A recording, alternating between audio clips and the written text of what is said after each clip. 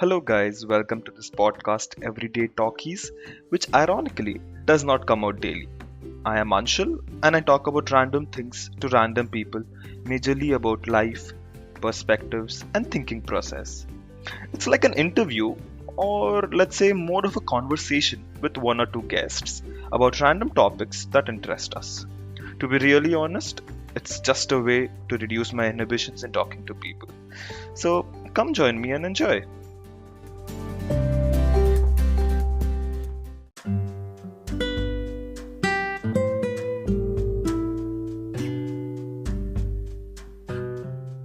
Hello, guys, welcome to this new episode of Everyday Talkies. So, this episode actually has no structure, no theme.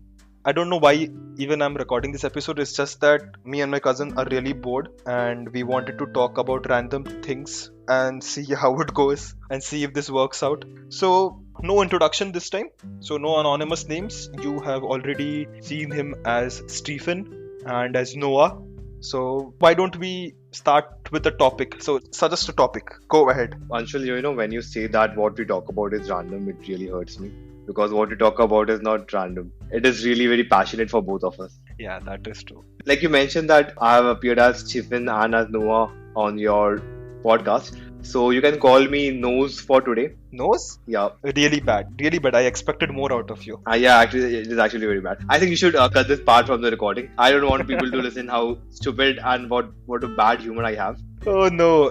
This is what they should know about. I'll start what are your opinion on book? Like, what do you feel about books? What is books for you? Books for me is a place where I can meditate or feel the tranquility in.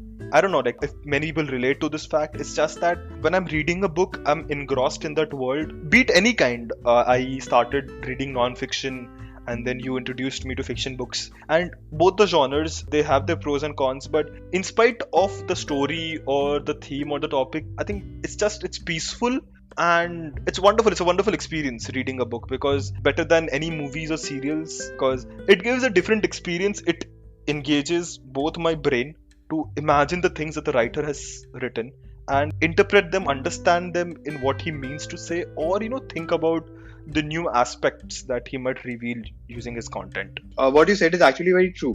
Books gives you different insights. It actually broadens your horizon to such a large extent now.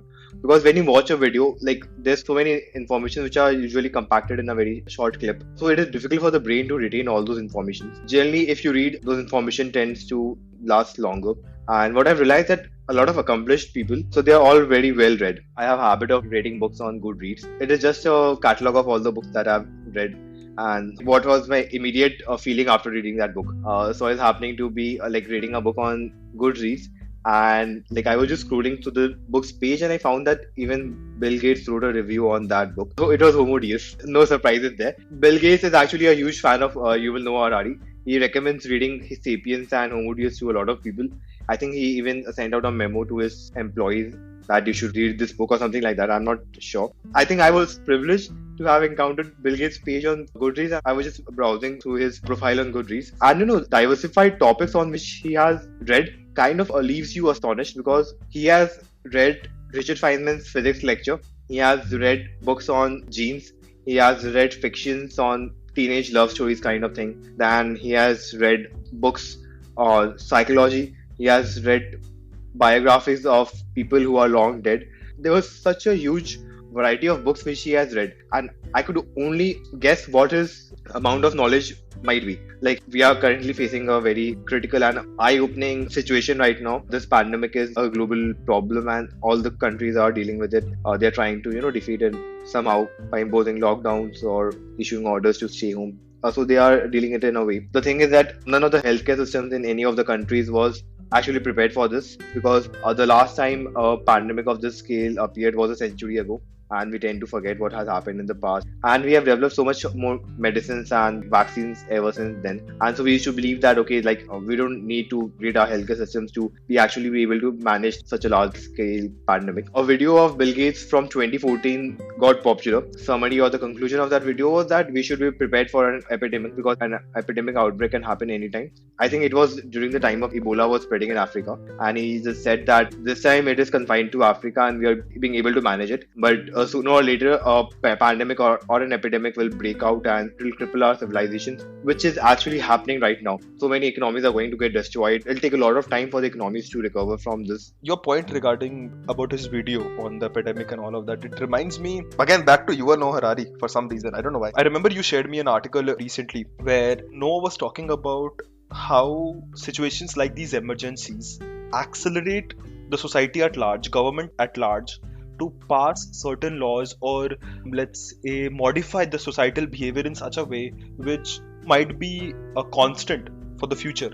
The biggest example that he states in the book is human surveillance.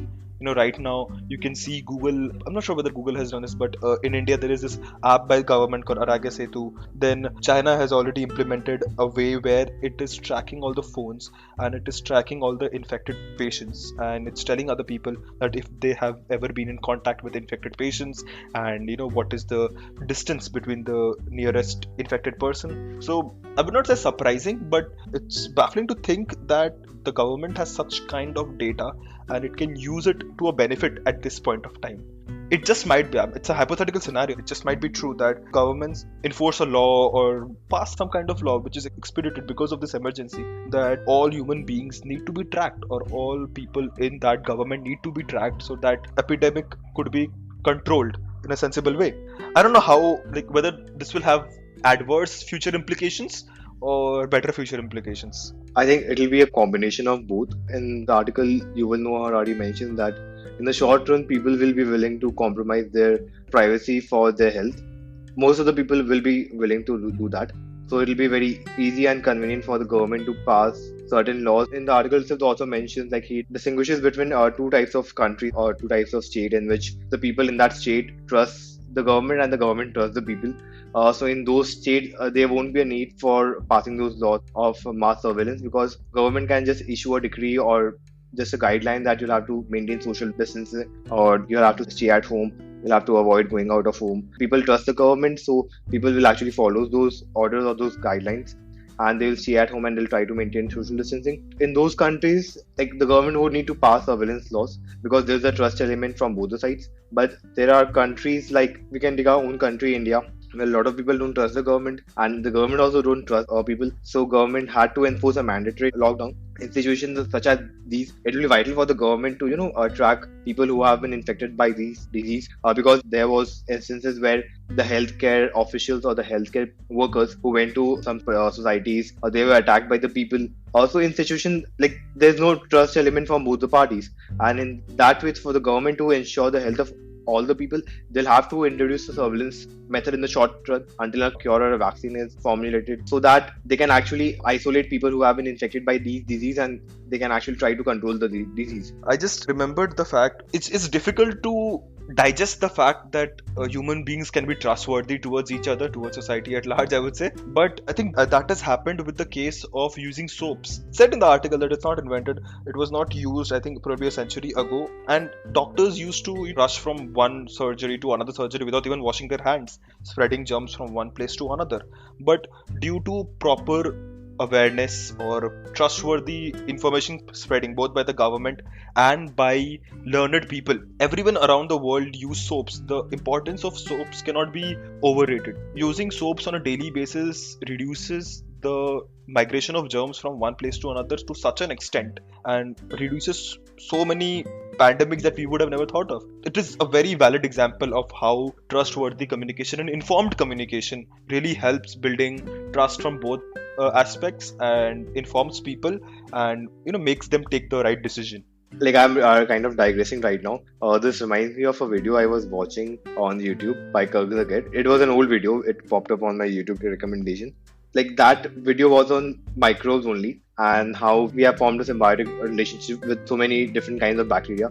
There are, I think, about 5,000 different types of bacteria which lives in the human gut itself. So it helps you, digest your food. I think in the video it was mentioned that there are certain bacteria which also triggers certain hormones in your body, so it might cause you happiness or depression. In that video they told that a few people or a few doctors across the globe are experimenting with poop theory. I thought I was hearing it wrong, but yeah, go ahead. No, because if a person has some disease, so what they do is that they inject those poop in that person's body, so that those bacteria which can't be isolated, like there's so many different kinds of bacteria, they actually get transferred to the patient's body in a very quick and easy way. Why would anybody expect? Isn't there a better way to transfer bacteria from one person to the other? So, I don't know because I didn't research too much into this, but if the doctors are doing it and if the patients are willing to do this, there might be some reason for it, because the patient is suffering from such a huge disease that they are willing to go to any length and actually accept any treatment which is being offered to them. It's very weird. It's just weird to think about this. I know, for me it was weird, but then I thought that how do we define what's weird? In isolation or individually, if you think about these two thoughts, that there's a virus which is actually killing so many people at such a large scale, and there are these so many bacteria which are helping us and we are helping them in some way. We all coexist in a way, we can say. We don't know what's out there for us in space. For example, when the astronauts went to the moon and they had to come back, so they had to spend about 14 to 21 days in quarantine. When either Neil Armstrong or Buzz Aldrin, I don't remember who, but either one of them had their birthdays just a few days after return from the moon. So they celebrated their birthday inside a box, like a quarantine box. So they couldn't celebrate it with the family. The family eventually came and they communicated through a glass window. But the cake was made inside that small box in which Buzz Aldrin and Neil Armstrong were quarantined. The reason NASA had to do this was because this was more than 50 years ago. They went to moon, I think, in 1969, and so it has been close to 51 years they have been there. And smallpox was spreading and we didn't have a proper vaccine or the means to get them to people. So NASA had this constant fear that if they contract some microbes or some form of bacteria or virus in moon, and they bring that virus or the bacteria back to Earth and it kills the entire human civilization. So NASA didn't want to take that risk. A study has been conducted and there has been a lot of research paper published on this. It is actually possible for microbes and the bacteria to transfer between astronomical objects or astronomical bodies. There's obviously a theory behind this where it said that life in general didn't begin on Earth from the nascent stage. It was probably a comet crashing or something. It carried the basic amino acids or proteins from some other planet or some other astronomical body and crashed onto Earth, and Earth was a favorable place for those one single-celled organisms to grow. So, well, it just might be true that other planetary bodies do have such. It is quite possible because objects crash into objects all the time in space. Asteroids crash into Jupiter, asteroids crash into Mars, which send particles up in the space and which might get into Earth's orbit or eventually fall on Earth, which might be carrying some bacteria. A lot of people believe that before the civilization started, or the life grew to such an extent on Earth, there was already an established civilization on Mars. Even today, a lot of people actually believe that, and so we are still on the quest to find life on Mars and on other astronomical bodies, like the moons of Jupiter and Saturn. There's another video I was watching. So like we said now but we can't travel faster than the speed of light. The speed of light is about 3 lakh kilometers per second, and so that is the cosmic speed limit. So we can never travel faster than that. So just imagine if there has been a civilization which has actually mastered this spaceship. But the thing is they are not interested in this part of the Milky Way, so they are not bothered with exploring this part yet. I like the fact that you mentioned here where the aliens are not interested in exploring this part of the Milky Way. Whenever we discussed about the possibility of aliens and the fact that there might be some intelligent alien beings, and we question why were we never visited by any other alien beings. Obviously there are multiple arguments behind this, but people fail to understand that our universe is such a vast place that our Earth, as beautifully described by Carl Sagan, is just a pale blue dot amidst the innumerable number of stars and planetary bodies. That alien, even with sufficient technological means, it won't be easy for them to find a place like Earth where if their planet is, let's say, probably some 100 or 1000 of light years away, then they won't see the current nature of our civilization, because as you clearly stated, there is a cosmic speed limit. There is the speed of light. If they live around, let's say hypothetically 20,000 light years away, so they would be seeing our farming culture. They would be seeing that humans are still farming and are nothing more than worthless creatures. So I think that is why they're not interested. But people don't realize that this innumerable distance, even between us and the moon, and the distance between us and the moon is not even comparable to the distance between us and Jupiter, or let's say Pluto. It's a whole different scales we're talking about. Like you said, like the universe is so vast that our brains haven't evolved to grasp such huge numbers. Even for going from Earth to Mars, it takes us about 8 months right now. And like the Voyager 1 spacecraft left in 1970s Earth, so it is traveling close to the speed of 19 km per second. Like I can go to your home and come back in less than a second. Like this is the speed of Voyager. And even at that speed, if it was traveling in the direction of maybe the Alpha Centauri star system, it will take it close to 70 to 75,000 years to reach there. Like I'm just talking about the next star in our neighborhood, which is 4 light years away, and even then it'll take it 70,000 years to reach them. So like these are fascinating things. Like we can only talk about it, but we won't be able to completely understand it ever. If anybody, whoever wants to visually imagine this and it's having difficulty grasping the scale by the conversation that we are having, one is a video, Timeline of the Future. I love that video, again recommended by you. I've watched it innumerable times. It is a jaw drop every time. It tells us a potential fate of the universe. It's just amazing. I won't talk too much about it. If someone is not like interested in that sense in which we are, but if they use that link to actually grasp the scale of our solar system, it might help them to fall asleep because it is such a tedious task. Oh well, there are different ways to fall asleep, and this might just be a way for somebody who's not that interested. But I'm pretty sure these videos engaging enough that I'm pretty sure if somebody opens it up just for the sake of sleeping, would eventually be engrossed and be awed by the scale of universe that we live in, and appreciate the fact that we have that level of consciousness to appreciate it. There's a different level of grandeur and music, I would say, to the universe, such large scales and it's harmonious. Like I was reading this book, The Hidden Reality by Brian Greene. He mentions that even though our universe is so vast and there are so many different things happening simultaneously, but if you take 100 million light years as a radius, or as I would say area of the universe, it seems uniform from one sector to the other. If the universe is divided into 100 million light year sectors, everything would seem uniform, even down to the physical properties, to the basic quantum fluxes or whatever. I might not do justice to explain the intricacies of how he explained it in the book. I would recommend anybody go reading the book and imagine it the way that he wanted to convey. I wonder, we started with books. We went from books to virus, our pandemic. Sorry, Bill Gates, I think after that. With Bill Gates, then we talked about his video, then pandemic, and then symbiotic relationships, then life on Earth, then we went to space. This is what our random conversations are like. We start with something, we end up with something altogether different.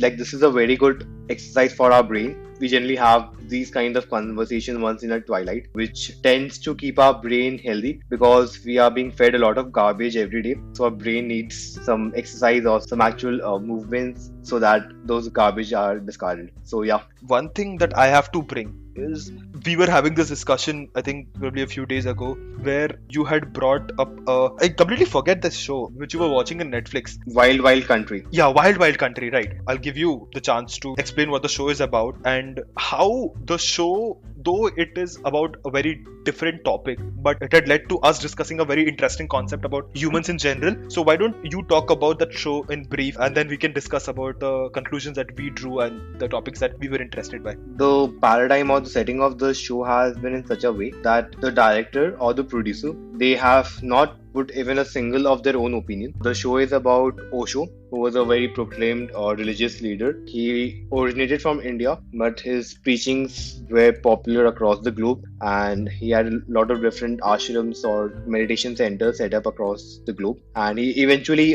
set up a city in the middle of US. That city had its own police force and own bankers, lawyers, everything, and all of them were his followers. So he was able to influence so many people to do those things for him or for his beliefs, for his preaching, for what he actually believes in. Like there were people from the nearby town, they didn't like him setting up that city in the middle of a desert because it disturbed their peace. It is basically a documentary which has interviews those people, people who were inside that city or his ashram, and what affection they had for this religious leader, Osho, and the neighbors who kind of had litigations against Osho and had to fight those in courts. So what were their opinions? And you actually get to understand the opinions of two different kind of people and how they are both right in their own way, and how like 70,000 or 30,000 people flocked to him to find some comfort or a sense of belonging because they were disturbed or distressed from their daily mundane life, from going to corporate work, or they had some issue with their family. It was an interesting show for me because I had no idea about this, and I had bumped across this show and I just thought I'd need to watch what this actually is about. Yeah, so why don't we jump into the topic that it led us discuss? The whole premise was, as you stated, that he had developed his own personal city in the middle of a desert,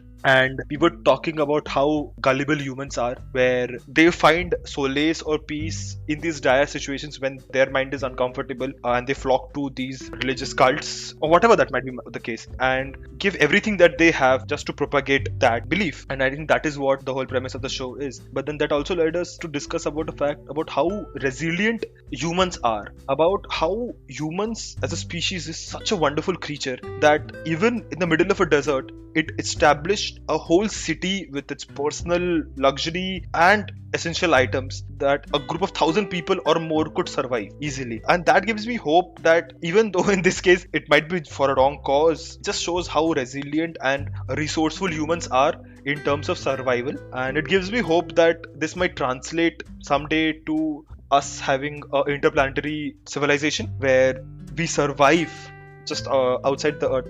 Like, I'm all in the favor of saving Earth, but I'm also in the favor of exploring new places for us to live, because I want human civilization to explore more and more of space. I have to agree with you. In that show, they tills the land in the desert and actually make it fertile so that crops can grow over there. They had an architect plan the whole city.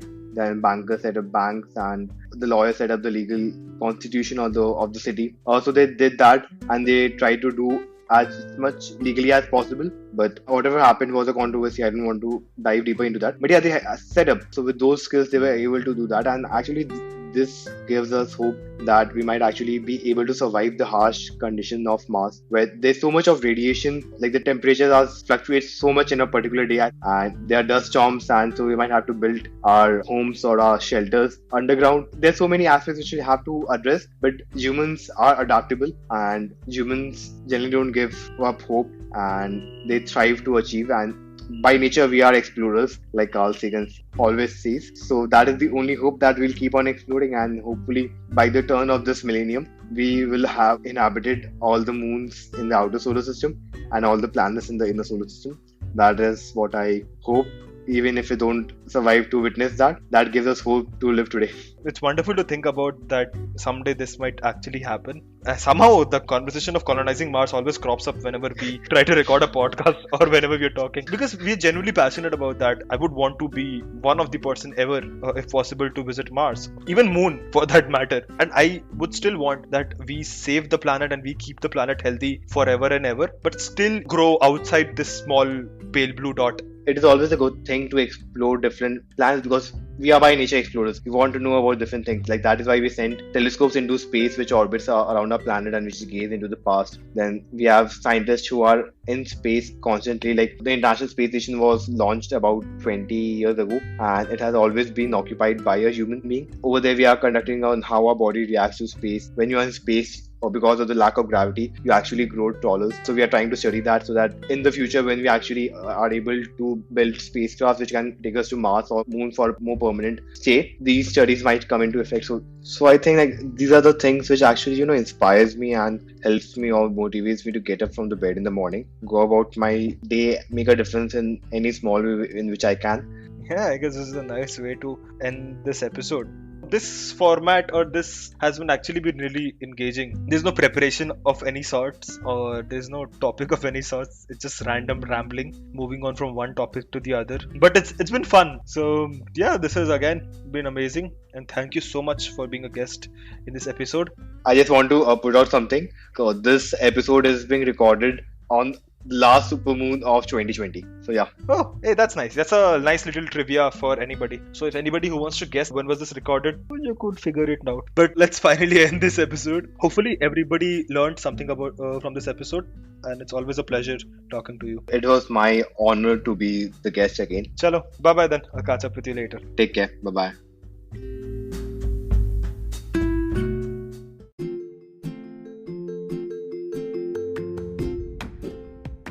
Thank you to all the listeners. I'll catch up with you again soon with someone new and lots of interesting discussions.